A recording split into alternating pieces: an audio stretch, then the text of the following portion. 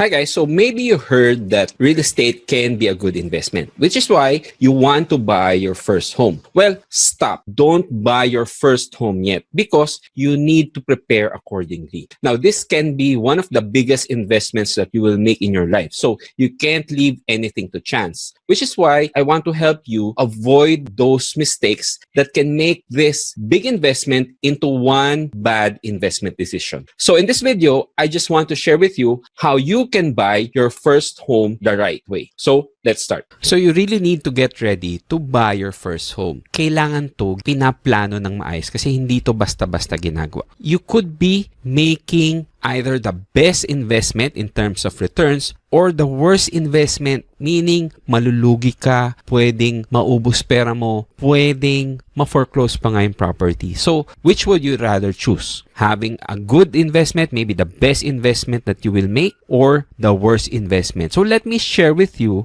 what can happen if you don't do this properly. So, this happened during Ondoy. So, this particular house, it's a two-story house. So, even if the flood height reached the second floor, I don't think the occupants were in danger because obviously they can still survive at the second floor. Now, to give you perspective, the flood level reached up to this height, the electric wires, and that was around 16 feet high. Okay, so again, for this particular house, they were not in danger because of the floods. Okay, imagine if it was a bungalow. So for this particular house with a flood height of 16 feet, that would mean only the tip of the house would remain not submerged by the flood. And actually, this was our house. This was so traumatizing for us. Our son was actually in this house with his yaya, and me and my wife, we were not here. We were outside and we could not go back to the house because the flood was already too high. Now, with this particular house, we bought even if we only looked at one house. So we did not have any other options. So if we did not have a lot of choices, then it's most probably not the best choice. I hope you understand that if you have a lot of options, you can objectively decide which of those options would be the best. But if you only have one option, most probably it's not the best option. And for us, we did not do it because in a way, this was railroaded to us, meaning we were rushed to buy this house. And because of that, we did not get to see what were the other available houses out there. So that alone is one big mistake because you have to check all available houses, and then that's the time you decide so that it's more likely that you are choosing the best possible house for you. Okay? Next, we did not check the market values. We did not check the rental rates. So what is the significance of this? So when it comes to market values, we were not aware of how much similar houses were selling for in that particular village. So we had no idea if this property was priced right or if it was cheap or if it was overpriced. Sadly, it was overpriced. Now, when it comes to rental rates, I discovered later after I purchased this house that the rental rate was not that good. And the reason why I checked was I was hoping that I can rent it out, and with the rental income, I hope that it would be big enough to cover my monthly amortization. So I was thinking maybe there's a chance that I will have positive cash flow or at least break even. But no, my loan payment was 15,200 plus per month. In relation to the rental rate, it's about 10,000, maximum 10,000 per month. So, it's negative cash flow. Lugi pa ako kung gagawin ko yun, which meant this really wasn't a good investment. Bottom line was, I could not sell the property if I wanted to sell it a break-even price, meaning I wanted to sell it at a price equal to for how much I purchased it. So, at least I want to break even if I know that lugi na ako kasi I already paid for some taxes, okay? And I could not recover that. More so, it's impossible for me to sell at a profit kasi nga, it's overpriced. So, ano talaga, lugi kami. This particular house was not a good deal. And the worst part is, as mentioned in the earlier slide, talagang nilubog ng baha. And we were not able to consider the flooding history. If only we check, there was already a pattern that around 10 years before, there was already a significant flood. Not as high as Ondoy, but there was already a pattern. And people living there already knew that almost every 10 years, there's a big flood that happens in this particular location. And to sum it all up, we simply ended up with a very bad investment because we were not prepared. We did not do our homework. We did not check if this property was really a good deal. So now you know, maybe this will ensure that you will not make the same mistake. Okay, so going back. Again, it can either become your best investment if you do your homework or one of the worst investments that you can make. But maybe some of you are thinking, Jay, wala na namang undoy, hindi na siguro magkakaroon ng undoy. Or we are smart enough already to avoid those flood-prone areas. But I would like to share with you another example of getting flooded. Pwede kayong malubog, hindi sa tubig baha, pero pwede kayong malubog sa utang. Pwede mangyari yan. If, let's say, if you bought a property way above what you can afford, that can lead to being unable to cope up with the monthly payments. So, pwede kayong malubog kung hindi nyo inanalyze up to how much ba talaga yung pwede nyong monthly payment. I know the banks, their standard practice is your monthly amortization cannot exceed 40% of your gross monthly income. Okay? So, that's a good reference up to how much can you really afford. So, stay within that range. Okay? Next is, because of the monthly payments, you can really get stuck in the rat race. You have no choice but to continue working and working and working until you are fully paid with this loan. Imagine this loan can be 10 years, 20 years, up to 30 years. And if you maxed out your monthly income,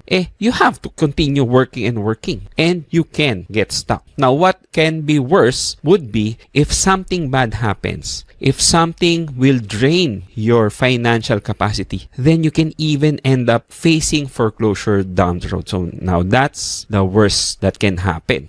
Now, enough of the bad. Let's focus on the good when it comes to real estate. There are a lot of reasons to invest in real estate. And one big reason is real estate is such a basic need. Now, who would not want to have a roof over their heads? Lahat ng tao gusto yan. Lahat ng tao kailangan yan. In fact, in Maslow's hierarchy of needs, nandun siya, pinaka-basic, pinaka-foundation siya. Ayan o, shelter. So, isa yan sa pinaka-importante. Very basic need. And that needs to be addressed first bago ka pa maghangad ng safety, love, belonging, esteem, or self-actualization. Unahin mo muna yung shelter or yung isa yun sa mga physiological needs. And since basic need yan, merong obviously na demand. And yung demand na yan, syempre magi-increase with the increase in population. Here in the Philippines, syempre yung population natin palaki ng palaki. Di common sense lang, the demand will also increase. And supply is obviously limited. As the saying goes, buy land. They're not making it anymore, as mentioned by Mark Twain. Kasi ganun talaga eh. Supply is limited when it comes to real estate. Yes, they can build condos. Yes, they can do some reclamations.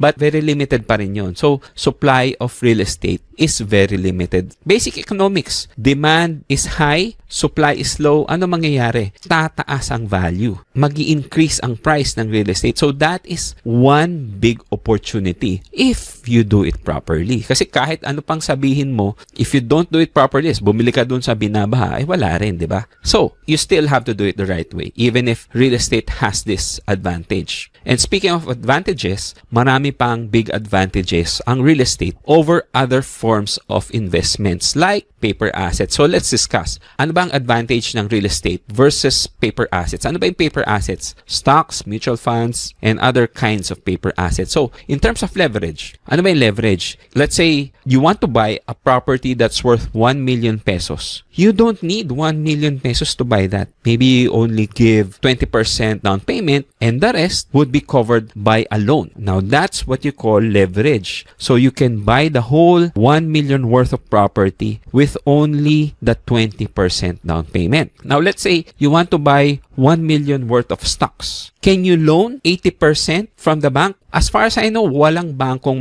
maglo-loan yan for regular people like us. Hindi ginagawa ng bank yun. Bakit? Kasi very risky ang paper assets compared to real estate. Ang real estate, tangible. Andyan lang yan. Hindi nawawala basta-basta kahit nga naundoy. Andyan pa rin eh. Time heals pagdating sa real estate. Pero sa stocks, pwede mag-zero ang value niyan. Real estate, hindi ganon. For real estate, somehow you have control with making the selling price go up to the level of full market value. Unlike sa stocks, do you have any control? Let's say nakabili kayong stocks tapos bumaba yung price per share. Do you have any way of affecting yung price per share para tumaas ulit or bumalik doon sa dati niyang level? Wala. I think the only thing you can do is pray. Pray that the company behind that stock will somehow manage to perform better para tumaas yung stock. Pwedeng ganon. Yun lang. Yun lang ang control mo. Actually, yun ang example na wala kang control sa stocks. Unlike sa real estate, ano pwede mong gawin? You can renovate. You can paint para yung selling price tumaas at least up to the level of full market value. Ang example ko, if you buy at below market value na kasi yung property mukha siyang dilapidated, needs repairs, then you have control of the property. You can influence the price by fixing it, renovating it, even just painting it para tumaas yung selling price niya up to full market value. I know this is possible because we have done this several times. How about income replacement? Yan yung, if you have enough properties that are generating rental income, it can come to a point that you don't have to work. Pwede na niyang i-replace yung monthly income mo from your work. Yung salary mo, pwede na niyang ma-replace if you have enough rental properties. Now, sa stocks, can stocks do that? I don't think so. Or at the very least, you need millions and millions and millions worth of stocks para lang magkaroon ng ganun. Kasi for stocks to have something similar to rental income, it would be the dividends, cash dividends. And for those dividends to be significant enough, you need tens of millions of stocks. So compare sa real estate, if one property that is worth 1 million can produce rental income, let's say, sabihin na natin 5,000 ang rental ng isang property na worth 1 million. You need 50,000 pesos per month para buhay ka na. So, how much rental properties do you need? O di 10 times ng 1 million. So, you only need 10 million worth of rental properties para magkaroon ka ng income replacement. And as I mentioned earlier, you have leverage. So, you don't need the whole 10 million. Maybe you can have 80% of that financed by a bank loan, o di you only need 2 million. 2 million lang, you can end up with 10 million worth of properties generating 50,000 in monthly rental income. O yun, buhay ka na. Yun ang example ng income replacement with real estate. Next, how about liquidity? Ayan, admittedly, talo ang real estate. Because with real estate, it's not that liquid. It takes more time to sell. So, if you want to sell, it takes at least 3 to 6 months. Of course, there's a way to make it faster. You can sell a little below market value, but the average is 3 to 6 months. Unlike kung stocks, basta if you are selling at a price indicated dun sa stock market, di mabebenta mo siya kaagad. On that very day, on that very minute pa nga kung online mo gagawin, mabebenta mo siya kaagad. So, very liquid ang stocks, pati bonds, mutual funds. So, in that sense, talo real estate compared sa paper assets. Now, for me, the key is to diversify. Meaning, yung true diversification, you hold on to different asset classes. In this case, you hold on to real estate and you hold on to stocks. So kami ganun. We have real estate, we have stock. Para whatever happens, hindi naman yan sabay na bumabagsak, hindi ka ganun kaapektado. Yun ang diversification. Now, what are the ways for you to make money with real estate? Now, let me discuss this quickly. Buy and sell, also referred to as flipping. You buy, renovate, and sell for a profit. How about rentals? Na-mention ko na kanina. You buy, keep the property, rent it out, and you earn rental income monthly. Ganon. It's as simple as that on how you can make money through real estate. How about the other ways? The other, I refer to them as derivatives. So, how about rent-to-own? Rent-to-own for me, it's simply long-term buy and sell. Meaning, imbis na immediately iba-buy and sell mo na makukuha mo lahat, yung pagbili sa'yo, it's through several years worth of monthly installments. And kaya tinawag na rent-to-own, it's not really rent, it's already a purchase, Pero the monthly payments would be comparable to just paying the rent. Kaya tawag nila rent to own. How about yung sinasabing build and sell? To, mas malaki ang potential income nito. Pero build and sell is really like buy and sell. The only difference is nadagdagan ng construction. Instead of just purely renovation sa buy and sell, kasi buy, renovate, sell, yung flipping na na-mention ko kanina. Pag build and sell, you buy and then construct, yun yung pag-build. And then, that's the time you sell. So, derivative lang siya ng buy and sell. Next is, how about Airbnb? Pag Airbnb, it's really like rentals na short term. And because it's short term, they can actually charge more. And because of that, Airbnb is really a good way of earning money through real estate. Because as compared to rentals na long term, yung Airbnb mas malaki ang potential mong pwedeng kitain. For example, you can earn, let's say, just a week's worth of occupancy. Pwede na yun na equal yung monthly rent na for long term na buong 30 days. Pwedeng ganun eh. Kaya Airbnb is also a good way to earn through real estate. Now, just a quick recap. Ano ba na-cover na natin for this video? So, what can happen if we don't prepare? Again, example ko yung bahay namin. We did not prepare properly and we ended up with a very bad investment. You can avoid that. Just prepare. Okay? How about yung reasons for you to invest in real estate? We covered that from it being a very basic need and the inherent advantage of they're not making more real estate. So the demand is there, but with the population increasing, obviously tataas ang value. And how about the advantages over other types of assets like paper assets like leverage, you have control, and it's not that risky. Of course, talo lang siya sa liquidity. Okay? And most importantly, pwede siyang income replacement if you have more real estate. Okay? And yun, na-cover ko rin yung how to make money in real estate from flipping to rentals and all the other derivatives. Now, the question is, baka excited ka na. Can you proceed and buy your first home? Not yet. Okay? So, there are still a lot of things you need to do before you can invest in real estate. And that will be up next. If you have any comments or questions, please leave it in the comment section below this video. And I promise I will read all your comments and questions. I will answer as much as I can. So, thanks again, and I'll see you in the next video. Bye.